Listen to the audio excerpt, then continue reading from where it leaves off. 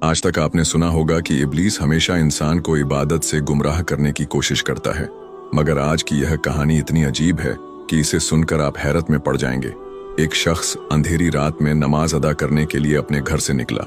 रास्ता बहुत अंधेरा था और चलते हुए उसे ठोकर लग गई। वह मुंह के बल गिर पड़ा और कीचड़ से लथपथ हो गया। गंदे कपड़े देखकर वह वापस घर लौटा, लिबास बदला और फिर से मस्जिद की ओर रवाना हुआ। अभी कुछ ही कदम चला था कि उसे दोबारा ठोकर लगी और वह फिर गिर पड़ा, मगर उसकी हिम्मत कम न हुई। वह फिर घर लौटा, कपड़े बदले और एक बार फिर मस्जिद की ओर बढ़ा। इस बार जब वह घर से बाहर निकला तो दरवाजे पर एक अजनबी खड़ा था, जिसके हाथ में एक चमकता हुआ चिराग था।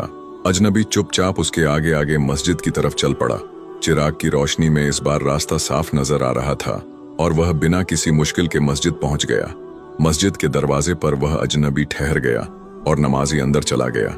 नमाज अदा करने के बाद जब वह बाहर निकला तो देखा कि वह अजनबी अभी भी खड़ा था, मानो उसे घर छोड़ने आया हो। नमाजी को अजनबी पर शक हुआ और उसने उससे पूछा, आप कौन हैं? अजनबी ने जवाब दिया, मैं इब्लीस हूं। यह सुनकर नमाजी हैरान रह गया और बोला, शैतान मुझे मस्जिद तक कैसे छोड़ने आया? तेरा काम तो लोगों को गुमराह करना है। इब्लीस हंसते हुए बोला, जब पहली बार तू गिरा तो अल्लाह ने तेरे सारे गुनाह माफ कर दिए। जब दूसरी बार गिरा तो अल्लाह ने तेरे पूरे खानदान को बख्श दिया। मुझे डर था कि अगर तू तीसरी बार गिरा तो अल्लाह पूरे गांव को बख्श देगा, इसलिए मैं चिराग लेकर आया ताकि तू बिना गिरे मस्जिद पहुंच जाए। यह सुनकर नमाजी की आंखों में आंसू आ गए। उसने सजदे में गिरकर अल्लाह का शुक्र अदा किया कि उसकी मेहनत और नियत को अल्लाह ने कबूल कर लिया।